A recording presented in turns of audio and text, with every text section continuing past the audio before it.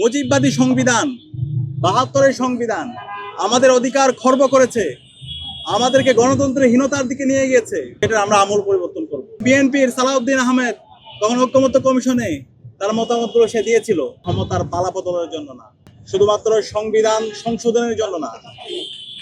এই জুলাই বিপ্লব হয়েছে এই রাষ্ট্রের যে ফেসিবাদী কাঠামো আছে সেই ফেসিবাদী কাঠামোকে ভেঙে চুরমার করে দিয়ে নতুন রাজনৈতিক সংস্কৃতি বিনির্মাণ করা।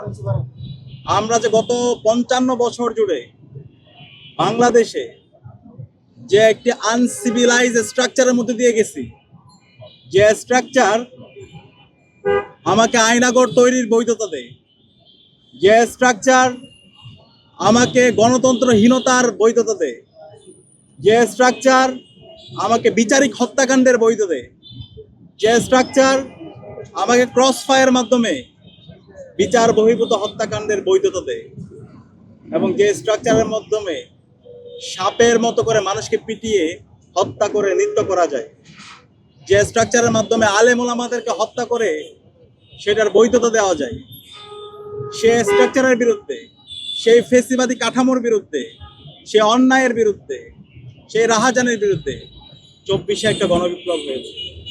এবং সেই বিপ্লবের কথাগুলো যদি আমরা স্মরণ করি, আমাদের এখনো চোখের সামনে ভাসে।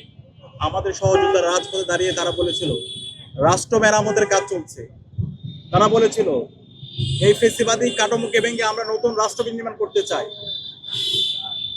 এবং সর্বশেষ যখন এক দফার ঘোষণা দেওয়া হয়, সে এক দফার ঘোষণায়ও বলা হয়েছে এই ফেসিবাদী কাঠামো ভেঙে নতুন রাজনৈতিক সংস্কৃতি বিনির্মাণ করা।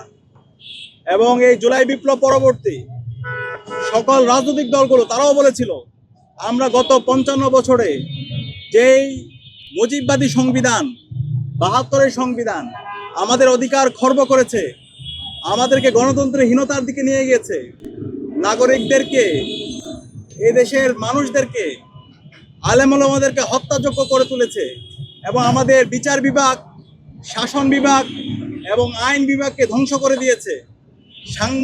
আমাদের যে সাংবিধানিক যে প্রতিষ্ঠানগুলো আছে সেই সাংবিধানিক প্রতিষ্ঠানগুলোকে দলীয়করণের মাধ্যমে ধ্বংস করা হয়েছে। সেটা আমরা আমূল পরিবর্তন করব। এবং দীর্ঘ ফেসিবাদী বিরোধী আন্দোলনে সকল রাজনৈতিক দলগুলো ভিকটিম ছিল। জামাত ইসলামী, বিএনপি এবং ইসলামী যে দলগুলো আছে এবং অভ্যুত্থানের যে পক্ষের শক্তি, প্রত্যেকেই আমরা ভিকটিম ছিলাম। এবং জুলাই বিপ্লব পরবর্তী এই নতুন রাষ্ট্র কাঠামো বিনির্মাণ করার জন্য ওই সময়ের অন্তর্বর্তীকালীন সরকারের উদ্যোগে জাতীয় ঐক্যমত্য কমিশন গঠিত হয়েছে। এবং জাতীয় ঐক্যমত্য কমিশনের দিনের পর দিন মিটিং হয়েছে।